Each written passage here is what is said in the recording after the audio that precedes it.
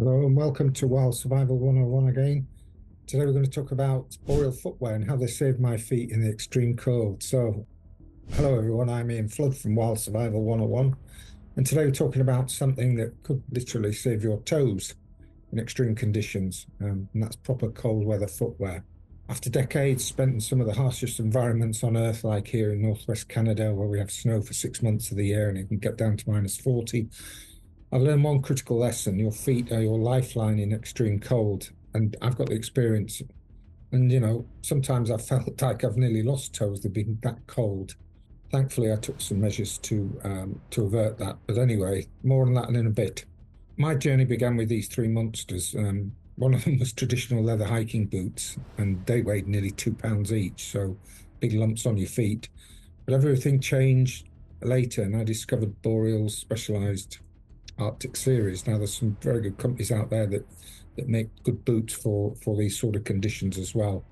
So I'm going to share with you what I learned about keeping your feet alive in temperatures that can kill within hours. Let me take you through a bit of an evolution of extreme cold weather footwear. Actually, it's a journey that spans thousands of years of human ingenuity. When you think about the indigenous people who came over the land bridge that used to exist between Alaska and eastern Siberia, before it turned into a sea, they came over, and they've been here for thousands of years. So these indigenous people, they've inhabited Arctic regions for millennia, as I've said, and they understood something about keeping your feet and keeping themselves warm as well, that modern manufacturers, I think, sometimes are still trying to catch up to. The rigidity of the material doesn't actually equal warmth. The indigenous people, they wear traditional mucklucks, so they're called, that they're soft-soled boots made from animal skins.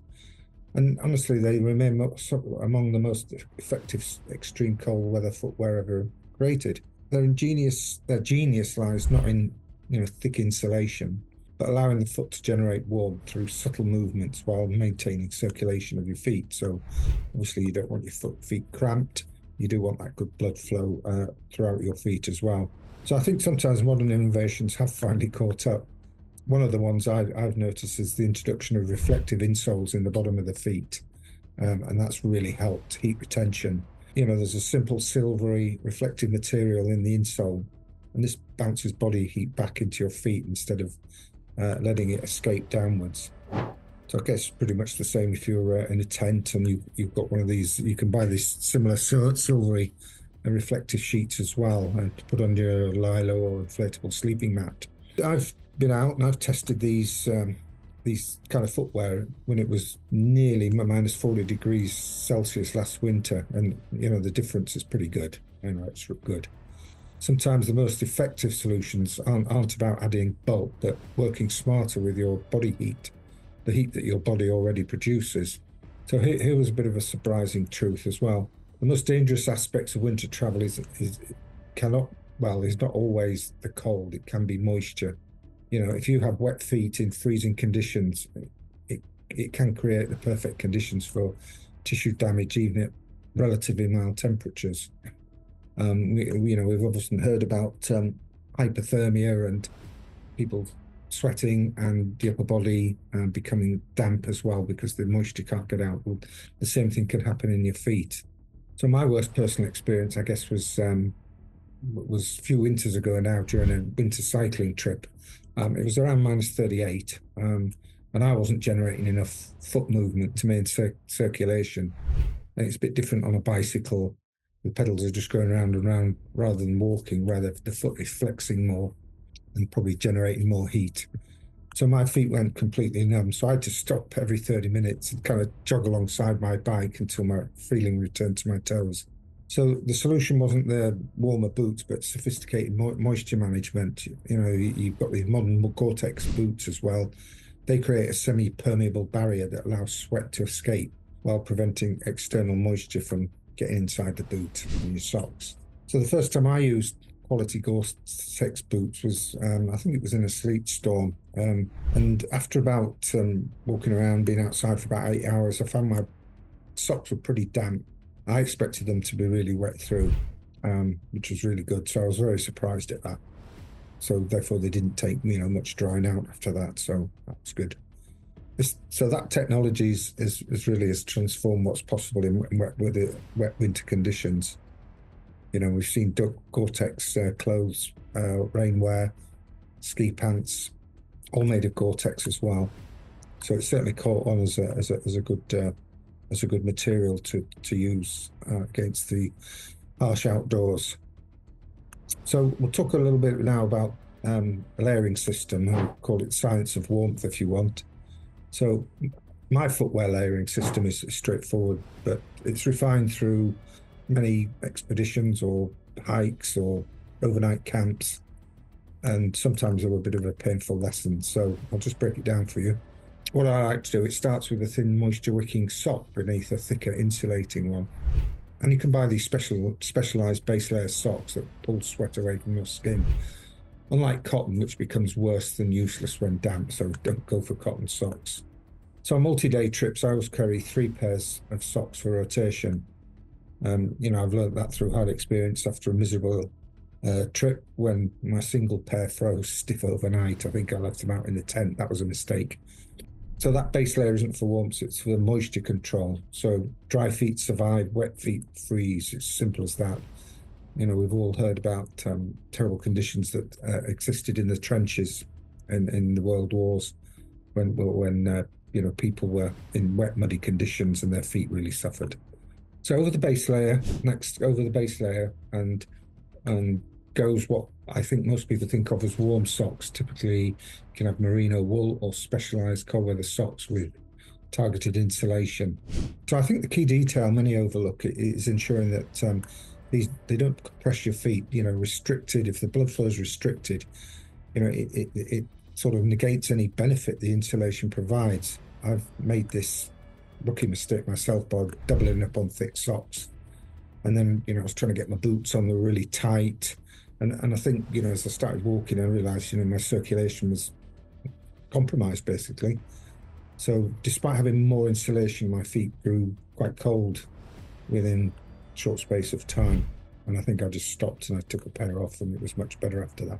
So the crucial factor is ensuring ample room inside the boot for movement, even with multiple layers. The movement generates warmth, stop moving, and the cold can quickly penetrate. Also, when stationary, blood circulation becomes your only heat source as well. You know, we're out hiking, we always want to stop for a break, maybe have a hot drink as well. So it's really necessary then to make sure your feet stay warm. In those sort of instances where you do stop for a rest, then, you know, constrictive movement, you know, of your feet can, you know, it's not good for you. You'll soon feel the cold as well, because your feet need space to create their own microclimate, I don't know if you call it that, through subtle movements. That's one way of looking at it. I never thought of it like that before, but that's one way to look at it. Okay, so let me dispel some misconceptions that I've seen lead to, you know, quite serious consequences. I think the first one is that waterproof always means warm. Well, you know, we've all seen Wellington boots we use around the yard to do some yard work. They're quite specific in their use. I have seen people go hiking in them, and they do keep your feet dry, not warm. I once heard about a hiker with blackened toes who'd worn thin rain boots in extreme cold, thinking that waterproof meant winter ready. I think he was lucky. He avoided amputation, but he was getting close, I think. Another dangerous myth is tighter boots keep you warmer. This might lead many people to downsize or wear too many socks, restricting circulation. So in reality, properly fitted winter boots should allow for wiggle room. Cut off blood flow, you lose heat period. And finally, more insulation is always better. So you can have too warm boots make feet sweat during movement. So when you stop moving, the sweat can freeze. Toes have been lost this way, so it's better to stay slightly cool than cycle between soaked and frozen. Well, let's talk about climate change and evolving solutions now. Climate change has introduced new challenges for traditional cold weather knowledge. We've seen that weather patterns, and the indigenous people really notice that in this part of the world, that weather patterns, you know, are changing. And people have relied on the old ones that they've, you know, for decades now, and they see that they don't hold anymore. So, you know, need to make some changes. So I think 20 years ago, in this part of the world, you could count on consistent cold from November through March. I've seen it here where the temperature in January might jump to +9 degrees C for a day or two, whereas the rest of the time it's been in the -20s. That can make planning quite a bit harder actually when you're planning a trip or it creeps on upon you like that. So these shifting patterns, they really require you adaptable footwear system rather than specialized solutions for consistent conditions. My approach, anyway, is to emphasize versatility. You've got to have that flexibility. Boots with removable liners, adjustable insulation, and moisture management that works across a broader temperature range.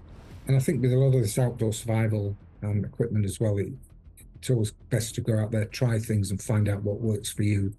Switch and swap socks and tightness of the boots, how tight you tie them up, it just works for you as well, so you get the most comfortable feet without them sweating too much and getting cold.